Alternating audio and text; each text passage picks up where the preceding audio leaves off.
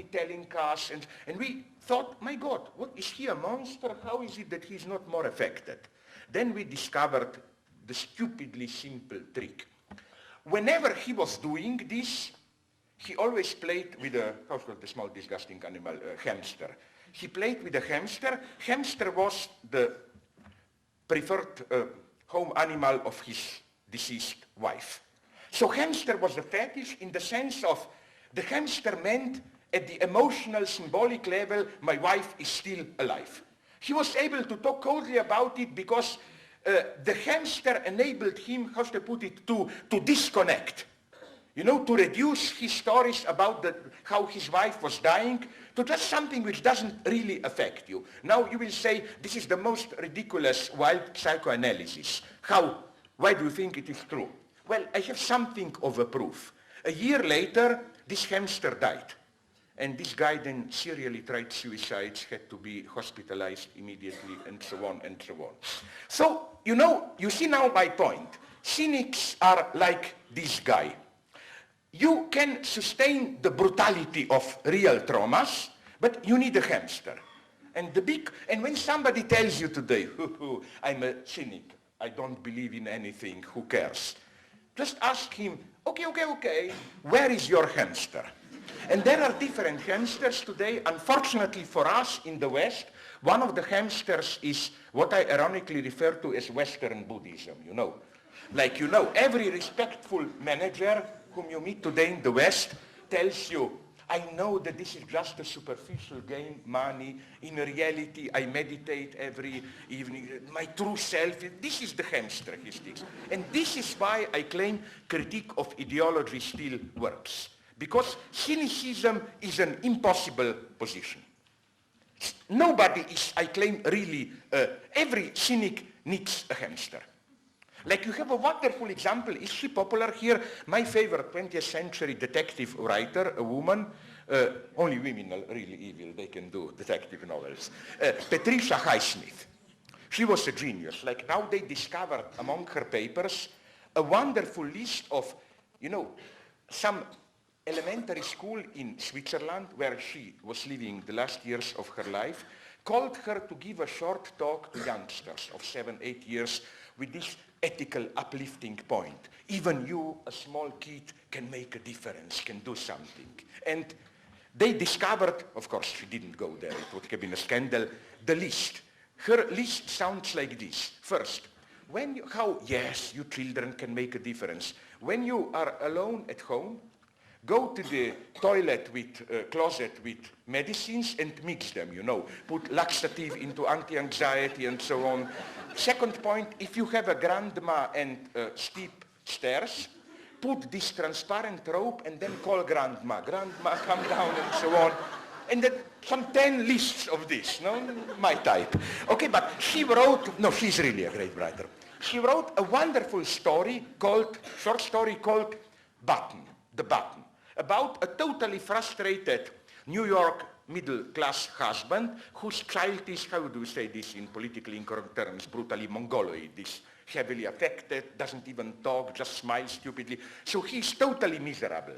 Then one evening he goes out in New York, sees a homeless guy who asks him for money. This guy beats out of fury the poor homeless guy to death, tears off a button, and returns home, and it's totally changed. Button becomes a fetish, a sign that nonetheless once I strike back. And then he can tolerate having a mongoloid child and so on.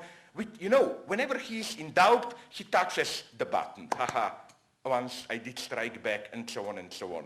This is how critique of ideology should function today. Where are we now? Okay, a little bit more. We started later, no? Maybe I will have to do a little bit faster now. Okay, my first point would have been that, you know, what makes things also very complex today?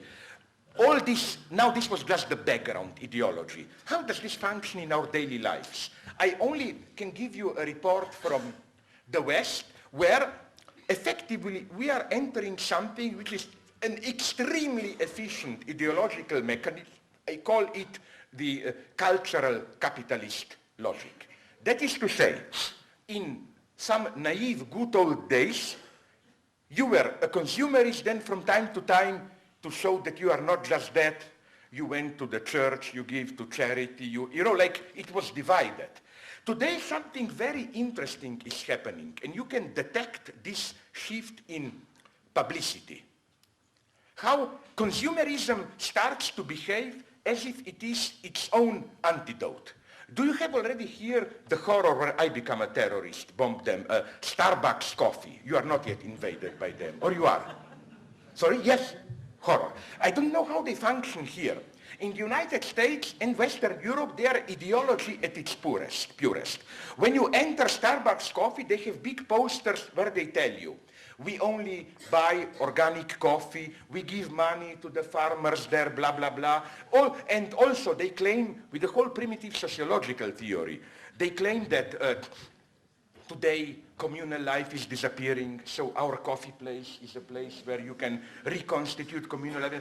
So you see the logic. The logic is that you consume, but by paying the double price, they are expensive. For Starbucks coffee, you, by consuming the, how should I put it, the money for buying off your sin, the anti-consumerist money is included in the price. Because when you go to Starbucks, you can say, okay, I consume, but at the same time, I help nature in Guatemala, I help to save the rainforest, I give money for water for the poor, I contribute to communal life, and so on and so on. It's quite incredible how this works. You know, and publicity is more and more referring to this. When a commodity is publicized now in the West, they don't refer directly to real or imagined qualities or to status symbol provided by a commodity, but to the authentic experience provided by the commodity, authentic experience which is more and more also the ideologically correct anti-consumerist experience. For example, recently I discovered in the States something called, a small company called Tom's Shoes. Their formula is 1 + 1. The rule is this one. Their shoes are, of course, that's the point, more expensive, but for every pair of shoes you buy there, they claim, they will give another pair of shoes for free to poor people in non-developed countries, and so on and so on. You see, this is the formula. It's no longer that you have to fight consumerism. By way of consuming, you already counteract it. This is what I ironically call, based on my experience in California, where once I had this vulgar problem of constipation, and I don't know how is it with you. We in Europe associate constipation with chocolate. And they were selling their chocolate laxative.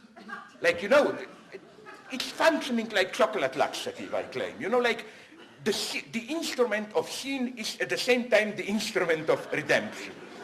And again, in the West, this is why, of course we have to help the poor, but this is what makes me so suspicious also about charity and organic food. You know, this is the upper middle class fetish, buy organic apples and so on and so on. I am deeply distrustful of it, you know. How does it usually look? If you go to an American supermarket, you see those beautiful, totally red, without any stain, genetically modified apples, and then you see those half-rotten apples which cost twice more, and I'll call organic apples.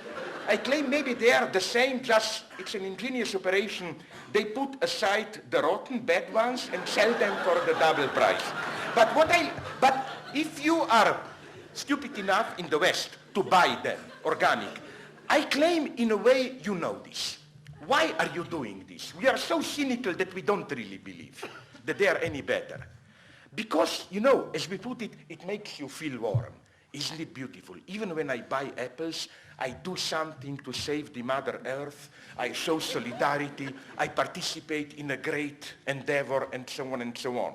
So more and more, I claim, we are buying, more and more, we are buying experiences. We are not buying things, we are buying authentic experiences, and so on and so on. Which is why, and of course then it is easy for this attitude to present itself as anti-consumerism, as critical and so on.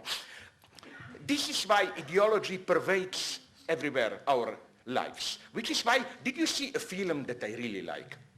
One of the masterpieces, although it's not a great film, of Hollywood, Radical Left. It may surprise you. The director is John Carpenter, you know, the one who did Halloween and so on. He did, I think some 20 years ago, a strange film called They Live. It's a science fiction horror movie, okay, the premise is aliens control us, but how? It's a wonderful, naive film about critique of ideology. The hero is an unemployed, ordinary worker who walks